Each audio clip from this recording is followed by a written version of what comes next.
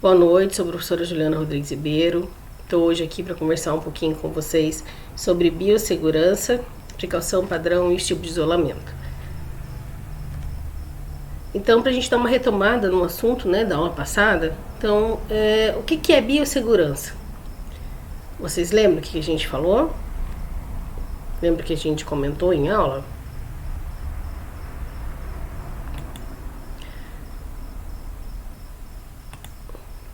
Então, o que é biossegurança? É um conjunto de práticas que reduz os riscos biológicos que naturalmente estão relacionados com a rotina hospitalar, né? Então, desde que a gente adentre o hospital, a área hospitalar, já é considerado um local, potencialmente contaminado. Então, por isso a gente precisa de estar tomando medidas, chamadas de precaução padrão, para que não aconteça o adoecimento dos nossos profissionais e não aconteça a infecção cruzada, entre os pacientes. Então vamos falar um pouquinho sobre a precaução padrão. Precaução padrão: medidas de proteção adotadas por todos os profissionais em relação a todos os clientes, visando evitar qualquer tipo de contato com sangue e fluidos corpóreos, Então a pele íntegra ou não íntegra, mucosas e acidentes com pérfuros cortantes. Pérfuros cortantes seriam então as agulhas, para isso tem um descarte correto, chamado de caixa pérfuro cortante. Essa aqui é a amarelinha que vocês estão vendo no vídeo. O primeiro passo então da precaução padrão é a higienização das mãos, que deve ser feita antes e após o atendimento do paciente e nos intervalos, E é necessário também que se faça entre um atendimento e o outro, para que não aconteça então a infecção cruzada. Luva e avental, óculos e máscara. A gente vai falar um pouquinho então, retomar também um pouquinho sobre o equipamento de proteção individual, os EPIs, A gente vai ter então o avental descartável, a luva de procedimento, a luva cirúrgica, o protetor ocular, e o outro protetor facial, que a gente vai fazer uso no contato com aerosóis. A gente tem também, então, a touca, que também é usado no contato com aerosóis. Aí a gente vai conversar, então, um pouquinho, sobre as precauções específicas, então, do contato, Nessa precaução específica do contato, a gente vai ser necessário o uso de avental, luva, uso individual do material, então do esteto, do termômetro, todo material usado nesse paciente precisa de ser descartado, tá? Então vai usar durante o período de internamento e depois esse material ele precisa ser higienizado, de forma correta. E o que for lixo, descartado também de forma correta. Essa transmissão então de contato, é feito de modo direto, então de paciente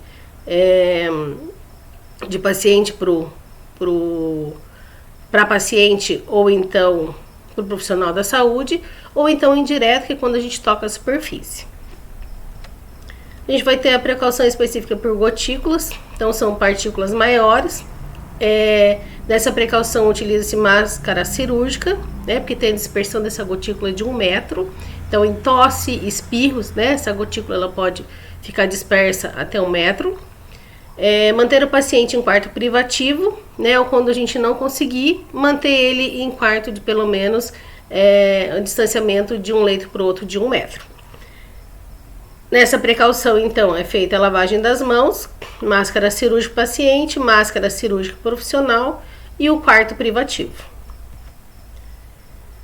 Nas precauções específicas para aerosóis,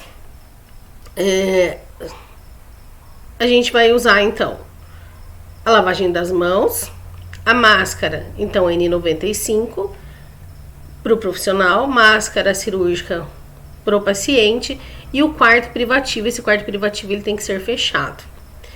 Então, o que são os aerosóis? São partículas minúsculas que ficam suspensas no ar, tá? É usada então a máscara 95, que precisa ser bem vedada no rosto, o gorro, o protetor facial e internação então nesse quarto privativo com pressão negativa e de porta fechada. A gente vai falar um pouquinho então sobre o protetor facial, né, que então é usado na precaução então por aerosóis. Ele deve ser usado então em procedimentos geradores de aerosóis, como aspiração traqueal, coleta de secreção nasotraqueal, ressuscitação cardiopulmonar e a ventilação manual antes da intubação, tá?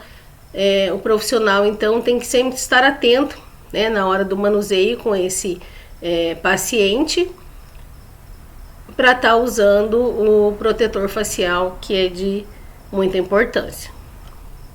A gente tem também, então, dentro da precaução por aerosóis, a máscara N95, que precisa ser, então, bem vedada no rosto, né? Ter sido feita de material, então, seguro, né? Para que não aconteça, então, dessas micropartículas estar ultrapassando essa máscara.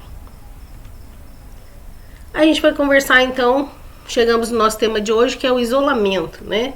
Então, para que o isolamento desse paciente? Né? A gente sabe que tem que usar a precaução padrão, mas e o isolamento? Então, por que os pacientes, né, de precaução de contato, precaução por gotícula, precaução por aerosóis, eles precisam ficar separados, né? Manter esse isolamento. Então, para evitar a infecção cruzada, né? O ambiente hospitalar tem bactérias multiresistentes, né? Então a gente não vai encontrar só um tipo de bactéria, né, dentro da área hospitalar. Então por isso a gente tem que fazer esse isolamento. Controle das infecções hospitalares e também para a gente proteger o paciente de agentes infectantes, daqueles que potencialmente podem transmitir doenças infecciosas, né? Então a gente tem os pacientes que são imunodeprimidos, que estão dentro desse hospital, e a gente precisa proteger esses nossos pacientes para que eles não saiam de lá com uma outra patologia, né, ou com uma infecção multiresistente. Então, quais são os tipos de isolamento? A gente vai ter então isolamento respiratório. Dentro do isolamento respiratório, a gente tem o isolamento por gotículas e por aerosóis, né? Como a gente já falou ali anteriormente, no isolamento de gotículas, a gente vai usar lavagem das mãos, máscaras descartáveis profissional e paciente e o quarto privativo quando possível, né? Se não for possível, distanciamento de 1 metro de cada leito. Aerosóis, lavagem das mãos, máscara N95, máscara cirúrgica para o paciente e o quarto separado e para manter essa porta fechada. Isolamento de contato, lavagem das mãos, avental, luvas e o isolamento do quarto quando possível. Uma parte muito importante é a remoção dos EPIs, né? Às vezes o profissional, ele faz tudo certinho, ele faz a precaução padrão correta, esse paciente foi isolado correto, ele faz o atendimento correto e chega na hora da remoção do EPI, ele acaba se contaminando. Então é muito importante esse profissional estar fazendo a retirada, né, a remoção de uma forma correta. Então primeiro vai ser feita a retirada das luvas, em segundo o avental, terceiro o protetor ocular, o quarto a máscara, né, N95, a máscara cirúrgica, e por quinto, nunca esquecer da higienização das mãos. Ficou alguma dúvida, pessoal?